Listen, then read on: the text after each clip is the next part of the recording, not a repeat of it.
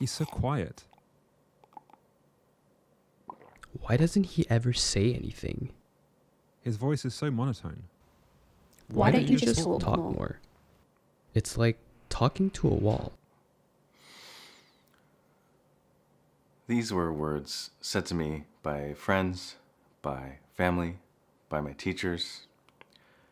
And in some senses, they were true. I was a shy, quiet kid. There was enough truth in these words that I let my identity be shaped around them. I thought I would always be the quiet kid. I thought I would always be bad at public speaking, that I would always be an awkward conversationalist. So how on earth did I go from the shy, quiet kid to someone presenting on YouTube, talking to hundreds or thousands of people? Today, I want to talk about one part of that journey, and that's a course I took called Ultraspeaking Fundamentals. I want to talk about what I liked about the course, what I didn't like about the course, and who I think would be a good fit for Ultraspeaking Fundamentals. Hi, I'm James, an engineer from Seattle, Washington. On this channel, I help curious people become more productive without turning into a robot. Ultraspeaking is a 4-week-long cohort-based course from Tristan de Montebello and Michael Gendler. Tristan went from someone with 0 public speaking to a world championship finalist in just 6 months. You can read more about his story in the book Ultra Learning. During the training process, Michael acted as a coach for Tristan. And the approach that they took was a little unconventional. The championship they were working towards was a prepared speech competition, kind of like a TED Talk or Toastmasters. But they used a different tack, where instead of honing and refining a perfectly polished, prepared speech, Tristan would practice improvisational techniques. He would practice showing up to Toastmasters meetings and things like that with barely a topic in mind. Why would you try to use improv for a prepared speech competition? We'll get to that in a second. But first I want to talk about why I took Ultraspeaking Fundamentals. I've always wanted to get better at the skill of speaking, whether it's for presentations or just having a conversation.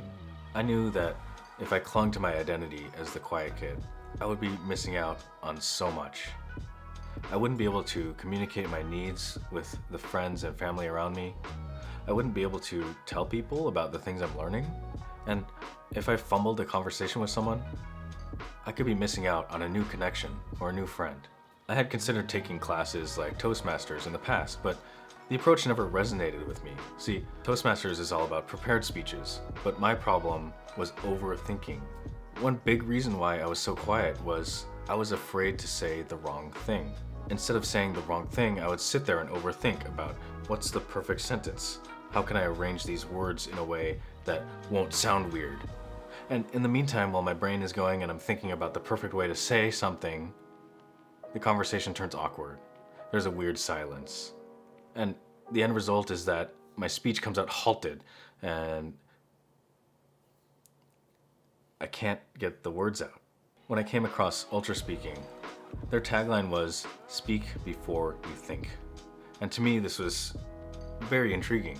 Their message was that speaking becomes easy if you get out of your own way. This thing that I didn't want to believe that Michael kept telling me, that under pressure, your brain's going to fill in the gap. That it's under pressure that you're actually going to perform the best. That it's, if you get rid of the thinking brain, that suddenly you're going to get clarity. I heard it, but I was the one who had to go speak. We're all humans. We're all born to have conversations with each other. So the key to get better then is to put yourself in situations where you have to turn off your thinking brain, where there's time pressure or a nonsensical situation that makes your brain shut off and your words come out. We're entering such a curated world where our mode of communication is so hyper curated now. When we send a text, we write it and then we edit. We take our time. If you have an important email, you can take as long as you need. So the muscle of on-the-spot speaking is atrophying. Let's talk about what I liked about the course. The student-to-teacher ratio in this course is insane. Each class is capped at 15 students, and there's 5 coaches. That means a 3-to-1 student-to-teacher ratio. Each week of the course, you're paired up with a new coach and 2 new students, so you get a mix of different coaching styles and you get to meet everyone in the class. And what's really cool about Ultraspeaking is the way that the practice is structured. Everything is a game. When you're doing, as you're saying, as soon as you start participating, it's fun. So let's actually call it a game, because it is a game. Let's call it a game and let's play it like a game, and let's all get really good at this and have fun. On Ultraspeaking's website, they've made a series of these little mini games that you can play that help you practice speaking before thinking. There's games where you make nonsensical analogies.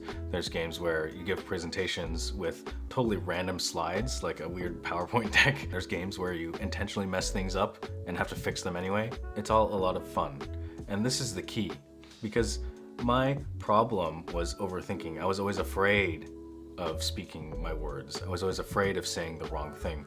But by framing this practice as a game, it became fun. And because it was fun, I was okay with messing up. I was okay screwing up in front of other people, because everyone there knew we were playing a game. If I messed up a game, I didn't block up and freeze. I brushed it off and I kept going. And what's crazy is if you keep going and if you end your speech strong, people forget about the stuff that you messed up. In the first week, Michael was my coach, and he quickly pointed out that I can make tons of progress by practicing one game in particular, rapid fire analogies. In rapid fire analogies, you're given a sort of nonsensical analogy and you're supposed to fill in the rest of the sentence. Here's how I did on the first week. Traveling is like getting a job because my family is like running a marathon because it takes a lot of work. Fear is like visiting your grandma because you're always uncertain of what candy she'll give you. And here's how I did today. Fear is like meditation because you have to sit with it. A microwave is like growing up because ding, you're an adult.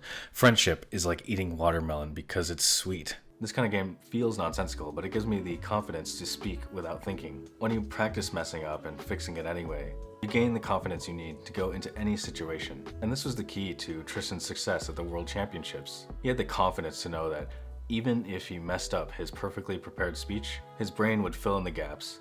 He could bring it back on topic, and he could finish strong without anyone noticing. This approach is so unique, and I haven't seen anything like it in the public speaking space. This isn't an ad for Ultraspeaking, so I'm going to talk about some of the things that I didn't like. One thing I didn't like about the course was that each class was very short. Each class was about 45 minutes long, and while that's enough time to get some practice in, it felt very, very jam-packed. Each class kind of felt like a sprint to get all your practice in, and then before you knew it, the time was over. Which brings me to the second thing that I didn't like so much about the course: a lack of community building. One of my favorite things about cohort-based courses where you're going through a class with other people is the community building. You get to know your fellow students, you can hold each other accountable, and you meet new friends. But because the class was so short and because there was no external community forum, it felt like I didn't really have the time to get to know anyone in the class. I think if Ultraspeaking figures out how to incorporate more community into their course, it'll be amazing. So who should and who shouldn't take this course? You should not take this course if you need to give a TED Talk next month. With such a short time frame, you'd be better off focusing on honing your prepared speech. But if you're going to give a TED Talk next year, you might find this course helps you a lot. It might give you the confidence you need to go up on stage and know that if you mess something up, you'll be fine. You might also not be a good fit for this course if money is tight. I was lucky enough to take an early cohort where the price was unbeatably cheap, but with a high student-to-teacher ratio comes high costs. You have to pay the coaches fairly for their time. This means that the later cohorts are more expensive. Now, if you are strapped for cash, you can sign up for just the games themselves. It's a lot cheaper, and it's still great practice. If you're someone like me, who overthinks everything they say and has trouble bringing the words out, then I think this course would be immensely valuable for you. I highly recommend it. I'm gonna try and conclude this video with a game from Ultraspeaking, the Blindfolded slideshow. I'm gonna get totally random slides, and I'm gonna have to try and wrap up this video. I'm never gonna be a world championship public speaker, but that's okay, because Ultraspeaking has given me something different. Instead of feeling blocked up whenever I talk, I feel like I can flow like a waterfall. The words can come out of my mouth without being blocked by my speech. I used to feel like I was jammed up all the time, like everything was stuck and I had to get it perfect. But you know what? Now I don't feel that pressure. I feel like I can relax at the beach every time I speak, instead of feeling like, oh my God, I can't do it. Ultra speaking has given me the skills to relax and to say things and to finish my speeches with a nice sunset. And that's the power of ultra speaking. Thank you. If you found this video interesting, check out my review of Ali Abdaal's Part-Time YouTuber Academy, or check out this video that the YouTube algorithm handpicked just for you. See you next time.